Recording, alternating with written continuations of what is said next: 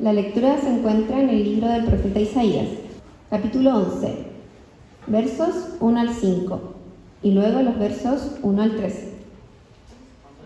Entonces un retoño brotará del tronco de Isaí, y un vástago dará fruto de sus raíces, y reposará sobre él el espíritu del Señor, espíritu de sabiduría y de inteligencia, espíritu de consejo y de poder, espíritu de conocimiento y de temor del Señor. Él se deleitará en el temor del Señor y no juzgará por lo que vean sus ojos, ni sentenciará por lo que oigan sus oídos, sino que juzgará al pobre con justicia y fallará con equidad por los afligidos de la tierra. Herirá la tierra con la vara de su boca y con el soplo de sus labios matará al impío. La justicia será ceñidor de sus lomos y la fidelidad ceñidor de su cintura. Entonces acontecerá en aquel día que el Señor ha de recobrar de nuevo con su mano por segunda vez al remanente de su pueblo que haya quedado de Asiria, de Egipto, de Patros, de Cus, de Elam, de Sinar, de Amad y de las islas del mar.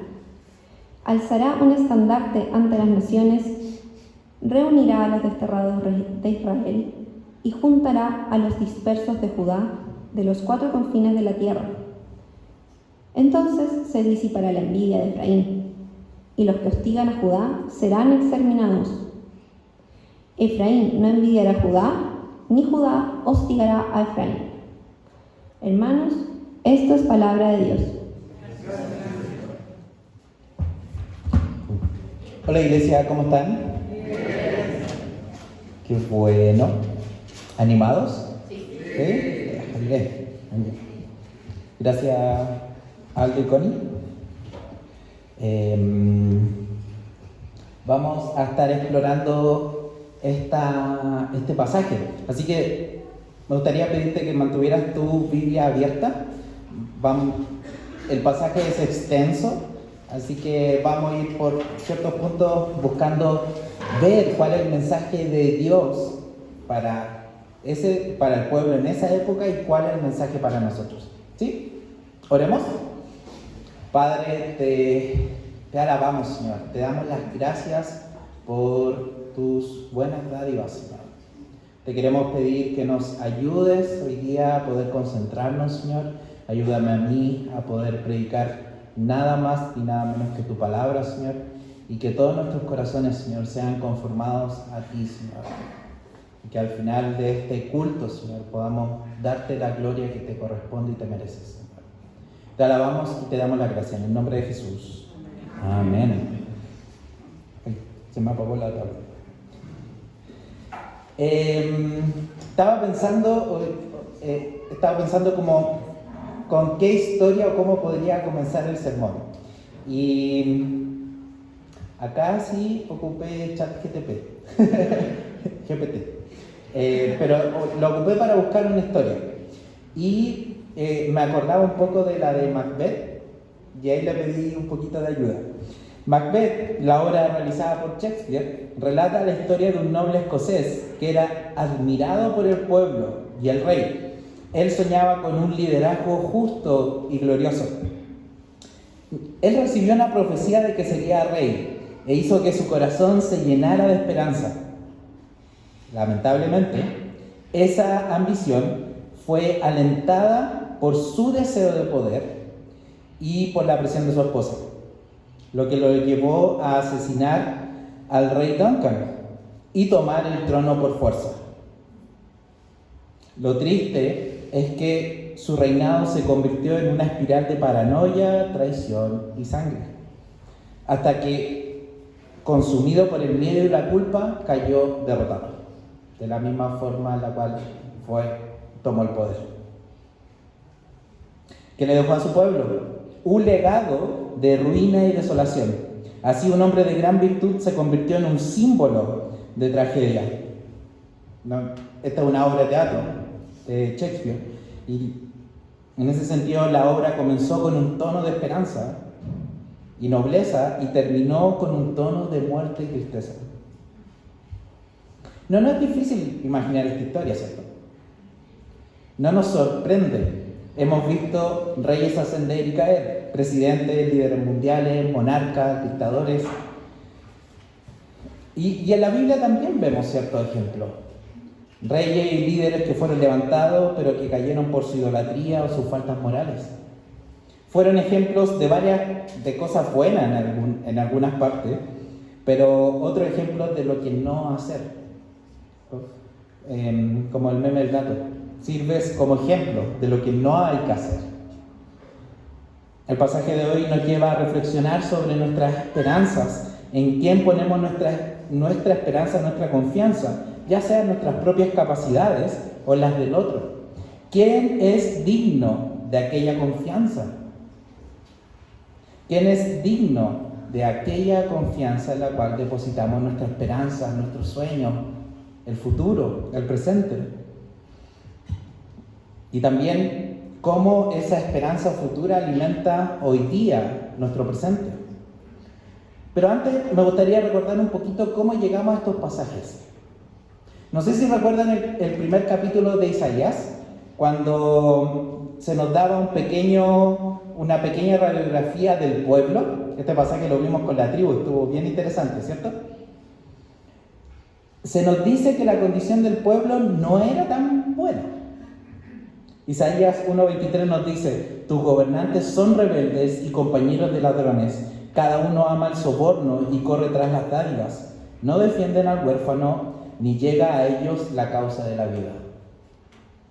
¿Y qué hablar del rey de esa época, el rey Acaz? Dios le dice que no tema ante la invasión asiria, que él defendería a su pueblo. ¿Y qué hace el rey? Busca hacer alianza con nación extranjera y desconfía de su Dios. Los líderes de Asiria también eran despiadados, idólatras y arrogantes. Continuamente nos está mostrando líderes que son cierto fracaso, por así decirlo. No cumplen con las expectativas y nos llevan también a alejarnos del Señor. ¿Qué es lo que el Señor hace? Él trae el juicio correspondiente. Isaías 10, 33, 34, justo antes de este pasaje. El Señor, Dios de los ejércitos, desgajará el ramaje con terrible crujido, los árboles de gran altura serán cortados, los más elevados serán abatidos, Él cortará la espesura del bosque con hacha de hierro, y el Líbano caerá ante el poderoso. Hay una especie de tala, ¿cierto? Y desde esa tala es donde empezamos este pasaje. Entonces un retoño brotará del tronco de Isaí. ¿Se fijaron que en la portada de la serie hay un tronco con un pequeño retoño? Ya, este es el pasaje que da esa imagen. Acá estamos viendo que en medio de la tala hay todavía una pequeña esperanza. Una muy pequeña esperanza que se va a convertir en una gran esperanza. Y eso es lo que vamos a ver ahora. Así que este pasaje nos está hablando de alguien que viene, que los vamos a ir comparando con los que vinieron. Y cuáles son, vamos a ir viendo un poquito cómo es esta persona, este Mesías que viene a reinar. Entonces, del versículo 1 al 5 se nos darán descripciones de este rey. Miremos las descripciones. En el versículo 2 se nos dice que reposará el Espíritu sobre él. No sé si recuerdan que en los GPS hemos estado hablando de jueces y de cómo el Espíritu a veces venía sobre algunos jueces y los levantó y hacían lo que tenían que hacer, pero después el Espíritu no permanecía en ellos. Acá sí permanece. Y bueno, los GPS, para los que no conocen, son los grupos pequeños semanales que están muy invitados, en los cuales estudiamos la Biblia. Bueno, que ahora no son semanales, entonces son bisemanales. GP2S. Entonces, ese es un ejemplo en el libro de Jueces. Pero eso nos vemos en este rey. Nos vemos eso, el Espíritu reposando en ninguna otra persona como lo vemos en este Mesías. Y mira los siguientes versículos. Se le suman 6 atributos más. Espíritu de sabiduría y de inteligencia. Espíritu de consejo y de poder. Espíritu de conocimiento y de temor del Señor. Los primeros son de sabiduría e inteligencia, se unen para tener un buen juicio con un buen conocimiento. Este es un rey capaz de entender y de discernir perfectamente las cosas. El segundo par, consejo y poder, estos se relacionan con la capacidad de planificar bien el curso de las cosas. Y no tan solo planificar, sino el poder para llevarlos a cabo. Y el tercer par, el conocimiento y temor del Señor. Esto es una sabiduría entendida y aplicada a la vida, no como el malvado de la sabiduría, de la literatura de sabiduría, que no tiene temor del Señor. Este Mesías es la personificación de la sabiduría. Como en Proverbios, Él se deleita en el temor del Señor. No es tan solo lleno de poder, sino también lleno de sabiduría. Y nos recuerda también un poquito a este hombre que se deleita en la ley del Señor en el Salmo 1 y este Mesías que viene en el Salmo 2, siendo la personificación de la sabiduría, aparte del poder que tiene. Ahora, contrarrestémoslo con el pensamiento del rey de Asiria, por ejemplo. Isaías 10:13, con el poder, esto es lo que dice el rey de Asiria, con el poder de mi mano lo hice y con mi sabiduría, pues tengo entendimientos, quité la frontera de los pueblos, saqué sus tesoros y como hombre fuerte abatí a sus habitantes. Ese es el ejemplo de un rey necio y arrogante. Su arrogancia, su falta de sabiduría, de poder y temor del Señor lo llevaron a perder el imperio que él mismo creía que había formado. Después el imperio asirio es capturado por el imperio babilonio. Ahora, piensa en un líder actual o extranjero. ¿Hay alguien que se parezca a ese rey de Asiria? Sí. Ejemplos hay muchos. Ejemplos de arrogancia hay muchos. Pero volvamos a nuestro rey Mesías.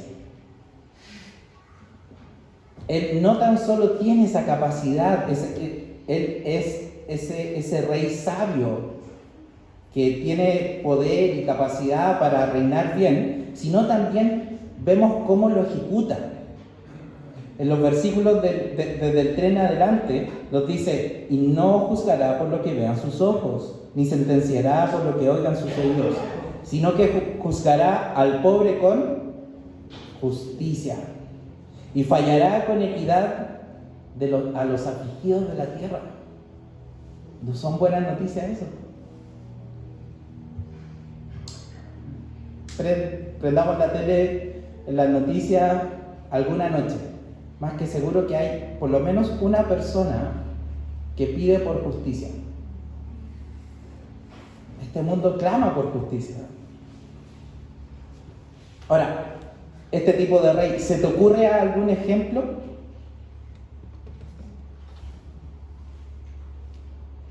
¿No te gustaría que tuviéramos esa clase de líderes en nuestros países?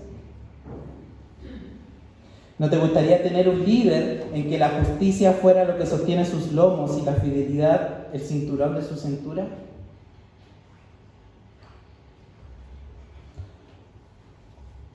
¿No es la justicia lo que clama la gente cuando ve líderes abusivos, tantos líderes hoy día abusivos? Lamentablemente tenemos en nuestro propio continente líderes abusivos, líderes corruptos y hambrientos de poder y beneficios propios. Lo interesante de este líder que se nos dice en el pasaje es que tiene carácter para hacer justicia plena y derrocar a los malvados con el soplo de sus labios. Dime si eso no es precioso, esperar esa justicia. Ahora, esto también va para cualquiera que no reconozca al Señor como el Mesías. Siempre pensamos en la justicia aplicada a los demás, pero no a nosotros mismos muchas veces. Y si hemos creído en este Mesías y lo confesamos con nuestro Señor y Salvador, podemos estar tranquilos. Pero también tenemos que hacernos la pregunta, si hemos confiado en Él. Eso fue, estos primeros 5 versículos nos hablan de la característica de este líder, de este Mesías que viene. Ahora, ¿cómo va a ser el reino que impondrá? Lo vemos en los versículos del 6 al 9. No se leyeron, pero estos pasajes nos recuerdan un poco la armonía de Edén entre los animales y entre los animales y las personas. Y está ilustrado, ¿no es cierto? El lobo y el cordero, la osa y la vaca y la osa, el león y el buey van a estar en armonía. Se dice que el león va a comer trigo, va a ser vegano el león, no sé. Entonces tenían la razón los veganos. Y fíjate en el 8. El niño de pecho jugará junto a la cueva de la cobra, y el niño destetado extenderá su mano sobre la guarida de la víbora. Gabriel y Doa, ¿serían capaces de dejar a la Sami jugar al lado de la cueva de la cobra? ¿O Isra y Silvia, al Lauti al lado de la serpiente? No, evidentemente eso sería ser un mal padre. Pero este pasaje nos lleva a pensar en el Edén, en esta maldición de Génesis 3:15. La serpiente, que iba a haber enemistad entre la descendencia de la mujer y la serpiente, ¿se acuerdan? Acá vemos cómo esa maldición se anula. Es el momento en el cual esta maldición va a estar anulada. Y a veces nos cuesta ver estos pasajes porque están tan lejos de nuestra concepción. Nacemos en un mundo caído y nos es difícil imaginarnos cómo va a ser un mundo sin pecado, sin corrupción. Pero esto es lo que está prometiendo este rey. Y lo vemos también un poquito en el versículo 9, la tierra estará llena del conocimiento del Señor. Esta es otra forma de decir que la tierra será un santuario. Independiente de donde eso ocurra, es que por fin se va a cumplir cómo Dios va a estar, Dios santo va a estar en medio de su pueblo santo. Entonces, para resumir, este es el gobierno que trae el Mesías. Vimos su carácter, ¿cierto? Lleno de sabiduría y justicia para gobernar. Y acabamos de ver lo que Él quiere realizar, que es una anulación de las maldiciones de Génesis, del pecado, y un nuevo mundo. Y lo interesante es que Él tiene el poder y la inteligencia y la determinación para hacerlo. Ahora, vamos rápidamente a la siguiente sección, que va desde el versículo 10 en adelante. Vamos a ir rápidamente. Fíjate cómo comienza el 10 y el 11. Acontecerá que en aquel día. ¿Se acuerdan la semana pasada cuando Alan habló sobre el catalejo? Bueno, ese tiene que ver con que desde la perspectiva profética, él simplemente está viendo un evento al futuro. Nosotros hoy día ya vemos que ese evento está por lo menos en 2 grandes eventos. La venida de Jesús a la tierra, su obra, la inauguración de este nuevo reino, y que estamos en la espera de su segunda venida, la consumación de ese reino. Entonces, lo que Isaías veía como un evento, nosotros lo vemos como por lo menos 2. Y estamos en cierto sentido también estamos a la espera del segundo tal como Isaías estaba ahí. Entonces, a ese evento futuro se refiere lo que estamos viviendo en cierta manera ahora. Ahora, ¿cómo vemos que pasará? ¿Qué vemos que pasará con la venida de este rey y su gobierno? Y por lo menos vemos 2 cosas. Las naciones acudirán a él. No sé si te fijaste en el versículo 12. Y el remanente del pueblo será salvado, o sea, el pueblo judío. Este es el estandarte que será levantado, como dice el versículo 12, en el que habrá salvación. Acá no está profetizando que vendrá otro tipo de éxodo, pero esta vez de la mano de este Mesías. Es el evento canónico de salvación para el pueblo de Dios. Dios tiene preparado otro éxodo para su pueblo. Ahora, evidentemente sabemos de quién está hablando, ¿cierto? No he tenido que decir su nombre, pero sabemos de qué estamos hablando. Estamos hablando de Jesús. En toda la historia de la humanidad, ¿quién ha sido capaz de satisfacer toda esta forma en un solo ser? ¿Quién ha tenido la belleza y la altura moral y ética, la perfección entre sus palabras y sus actos, la majestad y el poder, las declaraciones y los actos de autoridad, y la misma voz del Padre de los cielos validándolo? Vemos vez tras vez en Hechos cómo su evangelio produce frutos. Gente se convierte, hay alegría, hay cantos de alegría. Lo vemos. Y en Hechos nuevamente, cuando Pedro está dando su sermón, y en ningún otro hay salvación, porque no hay otro nombre bajo el cielo dado a los hombres en que podamos ser salvos. Este es Jesús. Y esta es la noticia que todo el mundo necesita escuchar. Él también es donde tanto Israel y las naciones confluyen para encontrar reposo. Si en el versículo 2 veíamos que el Espíritu Santo, el Espíritu, reposa sobre él, en el Espíritu 10 vemos que las naciones y Israel confluyen en él, reposan también en él. Él es donde todo tiene donde todas las cosas funcionan y donde todo es coherente.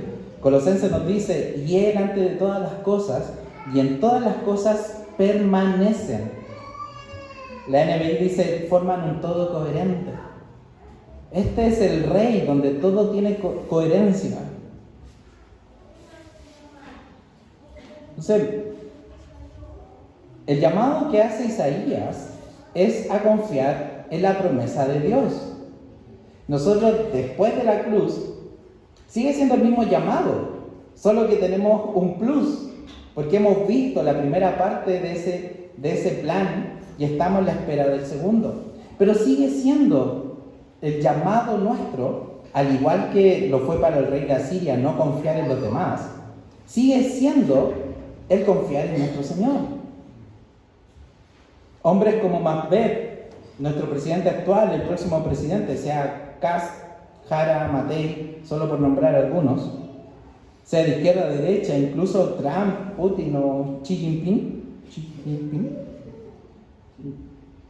quieren prometer el Edén, pero, voy a copiar al Cris acá, pero no tienen la capacidad de proveerlo.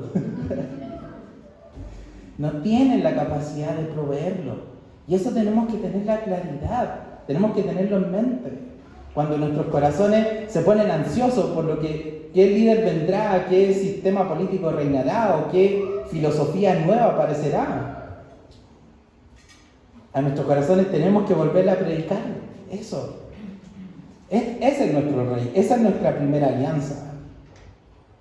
Recuerdo un hermano de hace mucho tiempo que hizo mucha campaña por un candidato.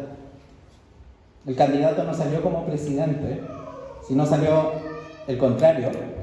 Y recuerdo que justo el día después, él publicó en su Facebook agradeciendo al Señor por el candidato que salió y deseándole lo mejor. La gente lo criticó mucho, pero pienso que para mí fue un gran ejemplo de una persona que hace todo lo necesario, pero que al final confía en el Señor. Y gracias, Señor, porque tenemos personas que están trabajando en política. Me vienen varios nombres a la mente, como nuestro hermano Israel. Gracias, Señor, porque tenemos personas trabajando en política. Pero esas no son nuestras fuentes de esperanza.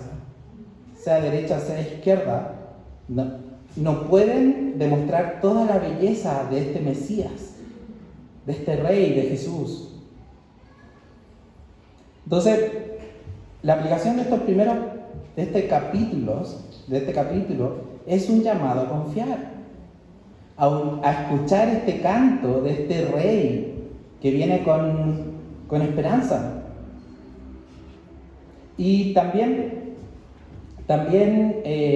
vamos a revisar rápidamente el capítulo 12, que no se leyó nuevamente, pero este capítulo 12 es importante porque cierra toda esta sección que parte en el capítulo 6. ¿Se acuerdan con la gran visión de Isaías, viendo al Señor sentado en un trono?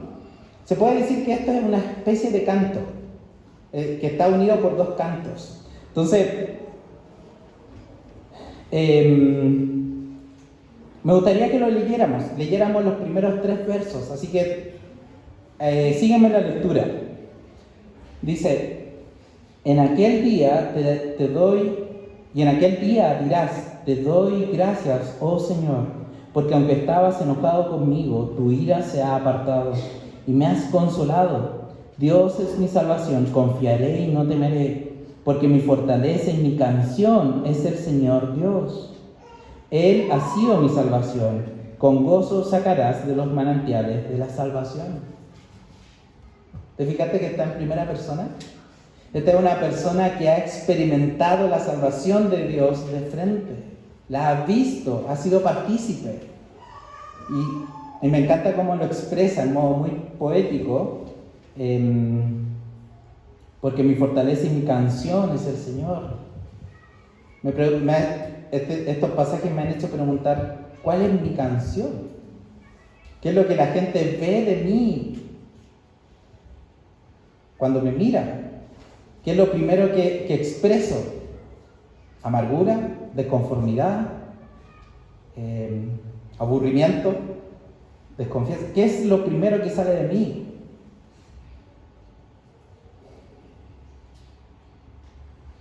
Justo ayer me salió en un reel de una obra de música clásica. Era de la 9ª Sinfonía de Mahler, justo. No soy tan experto en música clásica, por si acaso, solo lo veo. Él compuso esta obra, esta sinfonía, después de que le pillaron una condición cardíaca. Y mientras él iba escribiendo, iban pasando muchas tragedias en su vida. Al final, el final de la canción, de la sinfonía, apunta a la muerte. Toda la sinfonía termina con la muerte. Hay otro director de orquesta que se llama Abbado, que él es más contemporáneo, y a él también le diagnosticaron un cáncer y él la dirigía. Cuando a él le diagnosticaron, le agregó algo a esa música, a esa sinfonía.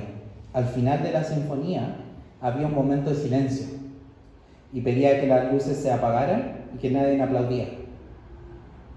Entonces la idea de esto era asemejar la muerte. Empezó con 40 segundos de silencio, siguió con 1 minuto, después con 1 minuto y medio, y después con 2 minutos, y después murió. Las veces que la repitió, después murió. Ese silencio era como que si todo el auditorio estuviera en un ataúd, como que si al final de su vida lo único que queda es silencio, muerte y soledad. Entonces creo que representa mucho la vida de tal vez muchas personas que conocemos. Una vida que tiene un tono lúgubre. Me pregunto cómo nos ven a nosotros nuestros compañeros, nuestros amigos en la universidad, en el colegio, en el trabajo. No significa estar contento en cada momento, ¿cierto? Hoy día justo también vi un video de lo que está pasando en Nigeria, cómo los hermanos cantaban a pesar del dolor que están pasando. Los últimos 3 versículos del capítulo 12 dice: y en aquel día dirás, den gracias al Señor, invoquen su nombre, hagan conocer entre los pueblos sus obras, hagan recordar que su nombre es exaltado, canten alabanzas al Señor, porque ha hecho cosas maravillosas. Sea conocido por toda la tierra. Clama y grita de júbilo, habitante de Sión, porque grande es en medio de ti el Santo de Israel. Podemos unirnos a ese canto. Lo estamos haciendo. Estamos invitando a los demás a cantar esa tremenda canción de salvación. Claro, es súper importante para para que otros canten la canción. También la tenemos que cantar nosotros. Estar continuamente siendo impactados por la belleza de este Rey, de Jesús. Entonces,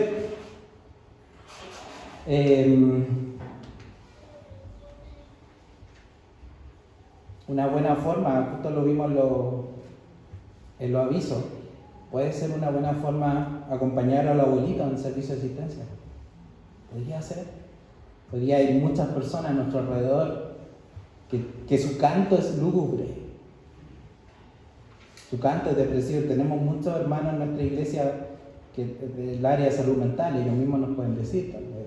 Nosotros mismos podemos conocer, de seguro por lo menos, a una persona en nuestro círculo cuya canción es lúgubre.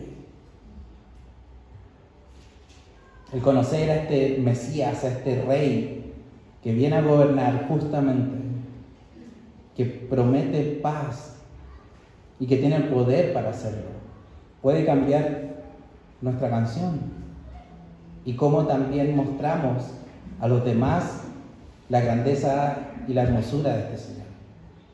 Oremos. Padre, te alabamos, Señor, te alabamos, Señor, por tu Hijo Jesucristo, que en la cruz entregó su vida, Señor, para que te pudiéramos ver y conocer. Te pedimos, Señor, que nos impactes, Señor, con tu belleza. Lleves, Señor, a proclamar, Señor, tu salvación, Señor, a un mundo que lo necesita tanto, Señor, que te niega, Señor, que te busca y que no sabe, Señor, que eres tú el que puede satisfacer cada una de nuestras necesidades, Señor. Te rogamos también por nosotros, Señor, para que día a día, Señor, podamos cantar esta canción de esperanza, Señor, sea lo que sea que esté ocurriendo en nuestras vidas, Señor. Te damos las gracias en el nombre de Jesús. Amén.